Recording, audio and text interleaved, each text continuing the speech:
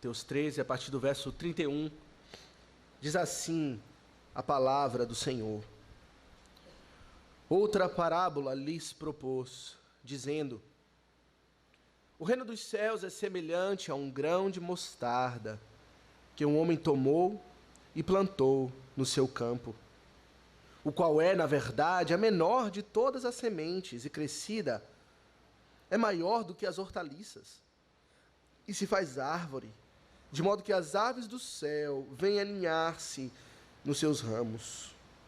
Disse-lhes outra parábola: o reino dos céus é semelhante ao fermento, que uma mulher escondeu em 3 medidas de farinha, até ficar tudo levedado. Até aqui a leitura da Santa Palavra do Senhor. Vamos mais uma vez baixar as nossas cabeças e invocar o nome do Senhor em oração.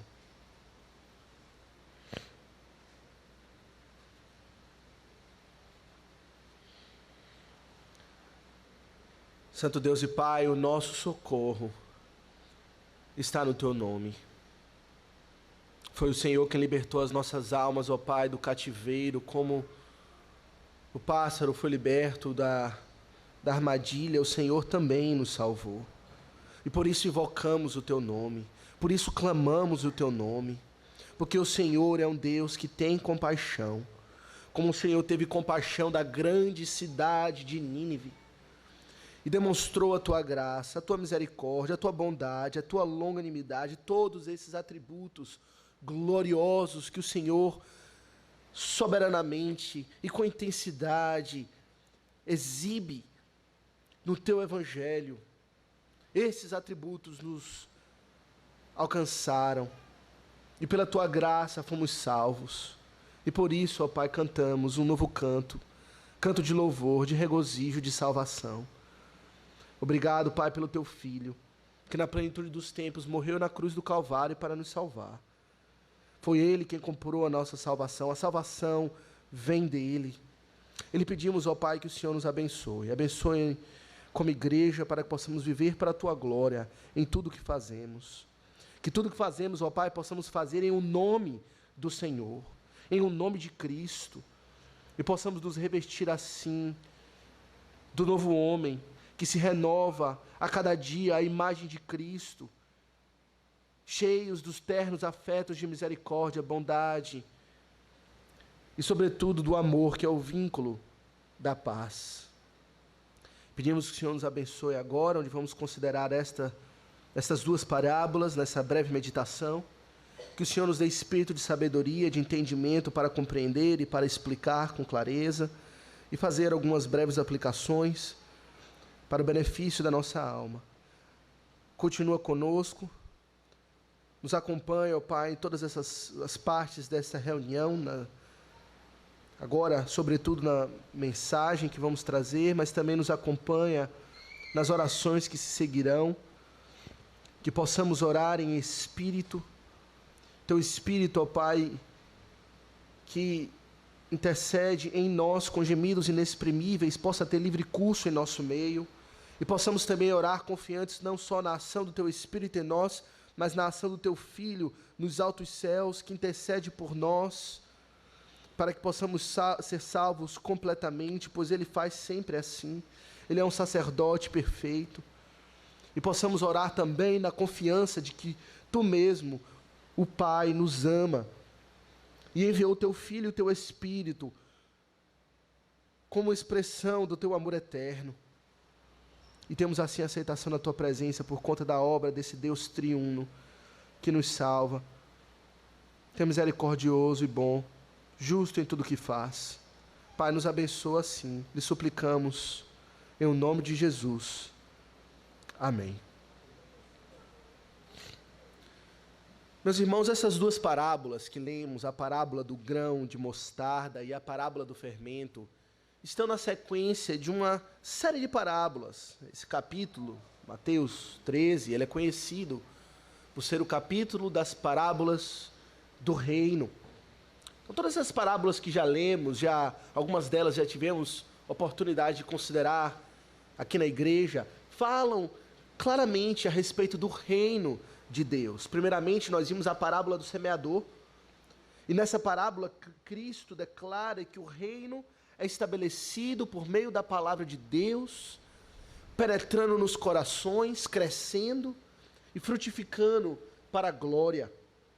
Vimos também nessa parábola que nem todos respondem com frutos à pregação da palavra de Deus. Vimos depois disso a parábola do joio e do trigo. Nessa parábola, Cristo deixa claro que o reino visível é uma mistura entre o joio e o trigo, entre o regenerado e o não regenerado, entre o ímpio e o incrédulo. E essa mistura permanecerá assim até o grande dia de Cristo Jesus, quando ele irá voltar para o grande dia da colheita, onde os seus anjos irão fazer a separação com perfeição para o bem do trigo, para que o trigo não seja confundido com o joio. Contudo, ainda mais a aprender a respeito do reino de Deus. E assim o Senhor continua a nos falar parábolas que revelam aspectos do seu reino. Cristo, então, nessas duas parábolas, a parábola do fermento e da semente de mostarda, mostra para seus discípulos o poder impressionante, porém invisível ou imperceptível, do reino de Deus. O reino de Deus, ele é poderosíssimo, exerce domínio sobre todas as coisas, porém nem sempre é possível discernir os seus efeitos. Ele cresce em forma imperceptível, invisível, e assim o Senhor compara o seu reino, usando essas duas figuras bem familiares de nós e também daqueles que ouviram a mensagem nos tempos do Senhor Jesus. A primeira coisa que o Senhor fala é a respeito da parábola do grão ou da semente de mostarda. O grão de mostarda é uma semente muito pequena. É difícil de enxergar com os olhos. Se você deixar cair o grão de mostarda no chão, ela vai ser confundida talvez com um grãozinho de poeira e você nem sequer perceba que existe, na verdade, ali um grão. Não vai se dar nem ao trabalho de limpar. Um pássaro faminto em busca de alimento, busca de sementes para comer, passando por cima do grão de mostarda, talvez nem perceba e passe direto, passe desapercebido, nem notasse ali a semente. Contudo, se essa semente cai ao chão, é plantada em um solo fértil, e a chuva e o sol recaírem sobre esse grão de mostarda pequenino, aquela pequena semente, com o passar dos meses, com o passar das semanas, crescerá para ser uma planta viçosa, frondosa, uma grande árvore, como lemos na parábola. E como isso é possível? Quando ela era apenas uma semente, ela tinha um aspecto, ela não tinha, nenhum aspecto impressionante. Nada, olhando para aquela semente, nada iria lhe dizer ou daria a indicar que um dia aquela planta poderia se tornar forte, grande, viçosa. Aos olhos do observador, a semente de mostarda parece ser desprezível e sem vida. Porém, sendo plantada no solo, recebendo o sol, a água, ela cresce. O pássaro que antes passou ignorando a semente, agora se aninha naquela árvore. Como lemos no verso 32, que as aves do céu vêm aninhar-se nos seus ramos, e agora ela não tem como ser ignorada. Semelhantemente, o Senhor fala a respeito da parábola do fermento, bem similar, contendo a mesma ideia. O fermento aqui mencionado pelo Senhor Jesus nos tempos bíblicos, não era exatamente aquele fermento que eu e você compramos no mercado, aquele pozinho branco que misturamos na massa para fazer crescer. A ideia aqui era de que ele já tinha uma massa pronta, já fermentada, e que era misturada a outras massas para fazê-las crescer. Então não imagine um pozinho, mas imagine uma massa que era tirada, misturada a outras massas, e de repente aquela massa que parecia igual a outra está crescendo, está fermentando, está sendo levedada. Semelhante ao grão de mostarda, o fermento age de forma imperceptível. Você não consegue distinguir uma massa fermentada da outra levedada naquele estágio. porém misturando as duas, o fermento tem a sua ação de forma imperceptível, ela é misturada a toda a massa e assim a massa cresce e produz o efeito desejado.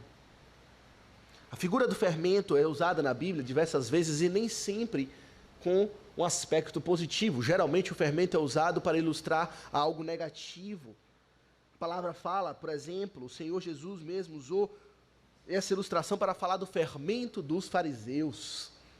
Algo negativo, o pecado dos fariseus, a hipocrisia dos fariseus. O apóstolo Paulo falou do fermento da malícia e da maldade. E de fato a maldade tem essa ação. A maldade às vezes se espalha de forma imperceptível e vai crescendo e vai tendo a sua ação poderosa se espalhando. Contudo, nessa passagem, Cristo não está se referindo a algo mal. Ele está se referindo ao seu reino, ao reino dos céus e ao crescimento desse reino dentro de indivíduos, como eu, como você. A ação do grão de mostarda, a ação do fermento, fala a respeito de como o reino de Deus cresce nos corações dos homens. Então, o que isso tem a dizer para nós a respeito do reino de Deus com mais detalhes? Essa ilustração do grão de mostarda e do fermento. Meus irmãos, o reino de Deus, à primeira vista, pode parecer insignificante, sem valor. Para um observador casual, o reino parece ser desprovido de vida, assim como a semente de mostarda. Alguém que passe e observe o reino de Deus, aqueles que são chamados do reino, aqueles que são conhecidos pelos filhos do reino, à primeira vista não se impressionam. Alguém pode se sentir tentado a simplesmente ignorar completamente o reino de Deus, ainda na forma de semente, e ao invés disso, dar atenção a coisas mais chamativas, a coisas que atraem os olhos, que demonstram ter um maior potencial. Coisas, por exemplo, como o governo, atraem a vista. O governo é grande, poderoso, alcança todas as ramificações da sociedade. A mídia, a moda, celebridades, televisão, essas coisas atraem os olhos, atraem o interesse dos homens, os holofotes, os louvores. Porém, o reino de Deus muitas vezes passa despercebido, ignorado, como um grão de mostarda. No tempo do Senhor Jesus Cristo, Roma roubava esta atenção. O Império Romano era significante, era relevante aos olhos dos homens. Era como se comparar um grão de mostarda com um grão ou a semente de uma manga grande.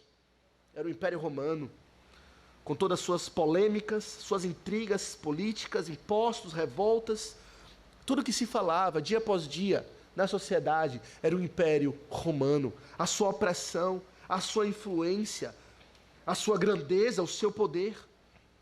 E quando comparado o Império Romano com um rabi andarilho, originado de uma cidade de pouca importância da Galileia, com um bando de 12 discípulos, pescadores, homens iletrados,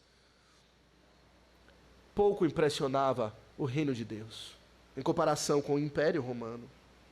Contudo, no livro de Atos, vemos que o reino de Deus cresceu.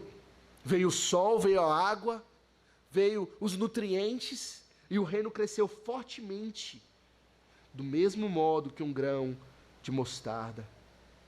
Cristo quer nos ensinar a respeito de um aspecto do seu reino, que ele é poderoso, mas cresce de forma imperceptível. E assim também com a parábola do fermento, com a ilustração do fermento. Podemos ter pelo menos 3 lições aqui, considerando a parábola do fermento. O primeiro, que o reino de Deus, assim como o fermento, tem uma ação imperceptível. O processo de fermentação não pode ser percebido a olho nu. Não temos como dizer, já fermentou, já levedou, estou vendo acontecer aqui agora. Leva tempo, é discreto. E assim o crescimento do reino de Deus nos corações dos homens também não pode ser facilmente discernido pelos olhos. Não posso olhar e dizer, aqui está um fermento, aqui está um que já foi levedado, aqui está um que ainda não foi. É difícil discernir, não podemos observar com clareza. O Espírito Santo, que é quem leveda toda a massa, que é quem planta o grão de semente, trabalha assim. Usando outra ilustração, em João 4, o Senhor falou que o Espírito Santo é como o vento, não sabemos para onde vai, nem de onde vem. Ouvimos o seu som e não temos como discernir ao certo, mas é assim que ele age, transformando os corações, dando um coração de carne no lugar de um coração de pedra, sem que a gente possa saber ao certo. É claro que essa operação do Espírito, no seu tempo, irá produzir os frutos, e as evidências virão no seu tempo. Porém, a transformação radical, imediata, não pode ser discernida claramente. Ela é misteriosa, ela é invisível. Às vezes até mesmo a pessoa que recebeu essa ação do Espírito tem dificuldade de discernir o que lhe aconteceu. Em segundo lugar, assim como o fermento, o reino de Deus trabalha de dentro para fora. Assim é o crescimento, de dentro para fora. Cristo, por exemplo, acusou os fariseus de limparem a parte externa do copo e manter o interior do copo ainda sujo. Por isso eles eram hipócritas, cuidavam das aparências, cuidavam do exterior, mas o interior ainda completamente corrupto, sujo e mau. Assim como o fermento age de dentro para fora da massa, assim também o Espírito, assim também é o reino de Deus. Transforma os corações para então produzir a mudança na vida. É uma mudança da essência. Poderíamos dizer, é uma mudança do nosso DNA espiritual. É a mudança da nossa identidade, da nossa naturalidade. Antes éramos naturais do império das trevas e agora somos naturais do reino do Filho do seu amor. Uma mudança interior. Como lemos em Provérbios, diz Salomão, sobre tudo que se deve guardar, guarda o coração, porque dele procedem as fontes da vida. É do coração que procede a mudança. O reino de Deus, sobretudo, ele está implantado nos corações dos homens, nas suas mentes, na essência do nosso ser. Em terceiro lugar, assim como o fermento, a mudança operada no reino de Deus é uma mudança completa. Uma massa levedada, ela é levedada por completa. Quando ela é levedada, toda aquela massa fica leve, fica aerada, fica saborosa em todas as partes. Não existe um pedaço que vai estar duro e um pedaço que vai estar macio, crescido. É uma mudança completa. O levedo é completo na massa. Assim também é no reino de Deus. Quando esse reino cresce, ele cresce transformando o homem por completo. Não há nenhuma parte do homem que fique intacta, que fique reservada para o maligno utilizar. Tudo que é nosso, tudo que pertence ao homem é transformado. É bem verdade que enquanto estamos nesse mundo, o pecado ainda tem a sua ação. O crente, ele opera pela influência de dois princípios. Pelo pecado que habita na carne, o pecado interior, mas sobretudo o princípio mais forte, que é o princípio do reino de Deus, transformando os corações. E afetando todas as partes, faculdades do homem. Por exemplo, seus pensamentos mudam, seus hábitos, suas atitudes, suas palavras, suas ambições, suas prioridades. Ou seja, a vida do regenerado, ela é levedada pelo fermento do Evangelho, que alcança todas as áreas da vida. A vida do crente, ela é essa massa fofa, leve, que cresce toda para a glória de Deus e continua a crescer enquanto estamos nessa vida. Porém, devemos nos perguntar também de que modo o rei é revelado para nós nessa parábola. O reino de Deus, falamos, ele tem essas características do fermento e do grão da mostarda que mencionamos, mas a respeito do rei, o Senhor Jesus Cristo, o que aprendemos dele nessas duas parábolas? Meus irmãos, Cristo revela a sua glória nessas duas parábolas, especialmente com relação à demonstração do seu poder real. Assim como a semente de mostarda e o fermento aparentam ser insignificantes, porém ter grande poder para operar transformações fortes e relevantes, assim também Cristo, na sua aparência humana, enquanto ministrava aqui na terra em figura humana, figura de servo, tinha uma aparência insignificante. O seu nascimento foi assim. Nasceu numa manjedoura, sem nenhum destaque, sem nada impressionante, sem holofotes. Verdade que as estrelas nos céus brilhavam, mas passou despercebido. As aves passaram por cima, ignoraram o nascimento daquele pequeno grão de mostarda. O próprio Natanael, piedoso, ouvindo falar a respeito de um nazareno, disse: de Nazaré pode sair alguma coisa boa? Alguma coisa que preste poderá vir de Nazaré. A sua origem era insignificante, a sua morte foi insignificante. Se pergunte, quantos no Império Romano, durante aquela Páscoa memorável, estavam prestando atenção aos acontecimentos que estavam acontecendo fora dos muros de Jerusalém, quando aquele mestre estava sendo crucificado, misturado com ladrões? Quantos prestaram atenção a isso?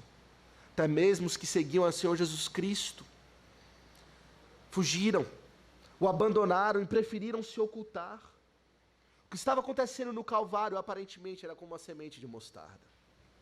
É bem verdade que a terra tremeu. É bem verdade que o sol e os elementos, em reverência, ocultaram a sua força.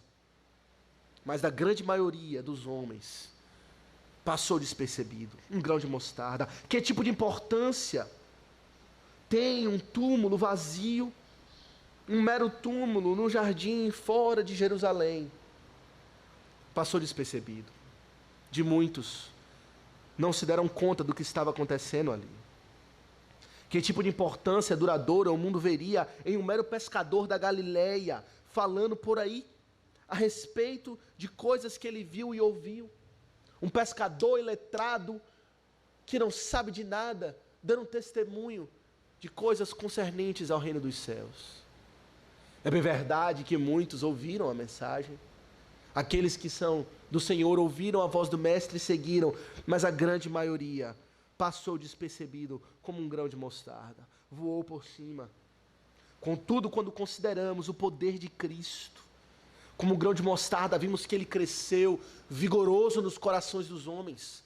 Logo em Pentecoste, quando o sol e a água caíram por cima daquela semente que foi plantada, regando a semente, trazendo os frutos, quando o Espírito agiu por meio da pregação de Pedro, aquela semente germinou. Oh, e como germinou! Germinou forte, com grandes ramos nos corações dos homens, trazendo conversão de pelo menos 3.000 em um só dia. Um crescimento espantoso. Algo que era insignificante em um só dia não poderia mais ser ignorado. Era agora a perturbação da cidade. Aqueles que transtornam o mundo agora estavam sobre eles. As aves do céu agora faziam ninhos naquela árvore. Pela fé, crentes poderiam ver a glória do poder de Cristo revelado nessas parábolas.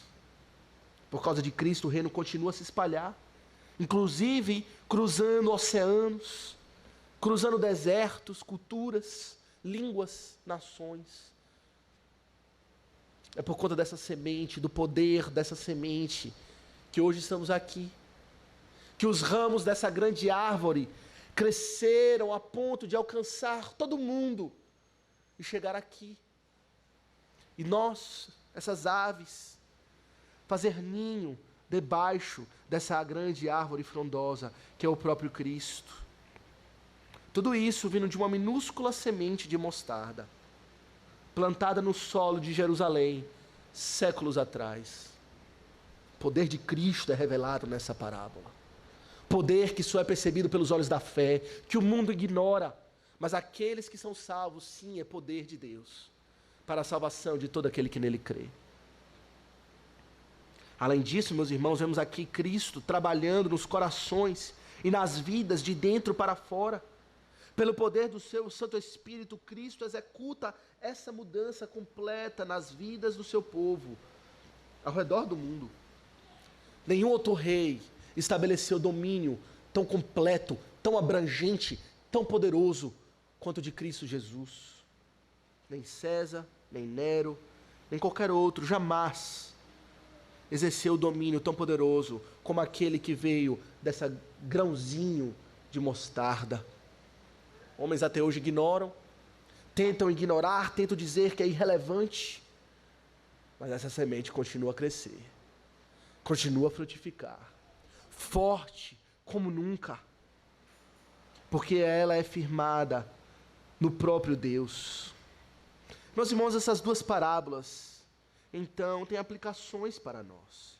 Ela serve de confronto para nos examinarmos a nós mesmos, se é que já experimentamos o crescer dessa semente, o levedar dessa massa nos nossos próprios corações. O reino de Deus tem crescido no seu coração. Você já é como uma massa toda levedada para a glória de Deus. A semelhança de Cristo crescendo para a glória do Senhor. Eu queria então concluir a nossa breve meditação com duas aplicações. A primeira aplicação é o seguinte: essas parábolas exigem que não desprezemos os dias dos pequenos começos. Não desprezemos o grão de mostarda, aquilo que o Senhor está fazendo, que aos olhos dos homens e às vezes até dos regenerados parece insignificante. O reino de Cristo, meus irmãos, irá, com toda certeza, como o sol brilha, como o ar que respiramos, com toda certeza, o reino de Cristo irá crescer, irá prosperar. Porém, ele vem não com nenhum tipo de pompa exterior, sem alarde, sem nada impressionante para atrair as multidões. Porém, ele vem no poder da fraqueza. É importante lembrarmos disso, por exemplo, quando consideramos nossos filhos, os pequeninos. Aqueles que são pais têm ansiedade de ver o grão da semente germinar nos corações dos nossos filhos. Com ansiedade queremos ver os frutos do Espírito. Contudo, só porque ainda não percebemos os frutos, não significa que o grão não está ali. Não significa que o Senhor não já está trabalhando, fermentando a massa, levedando a massa para a glória dEle.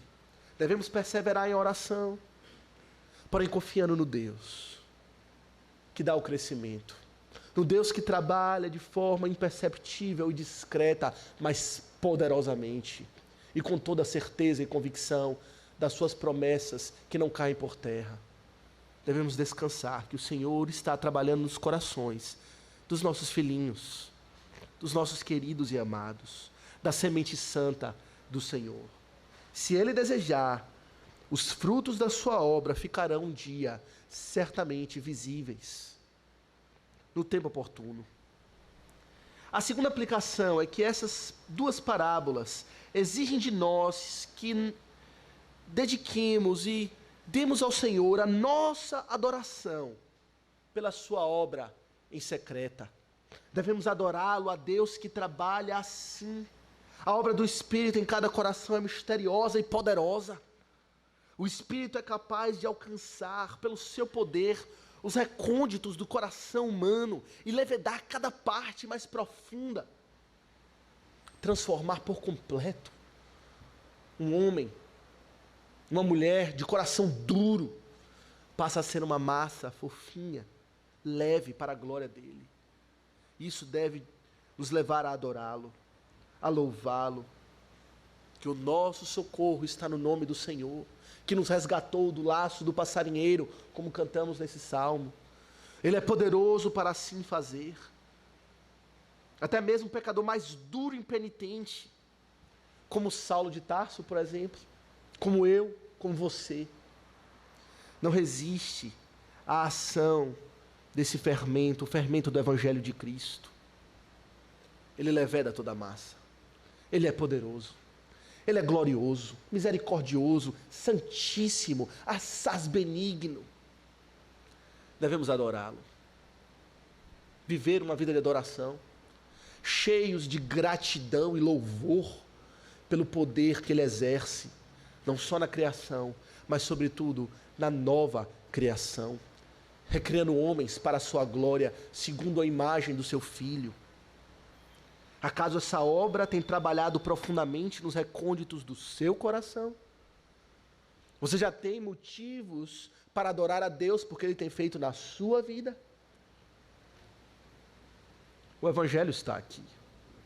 O Evangelho é essa semente, essa água da vida que tão somente você pode pedir e Ele dará.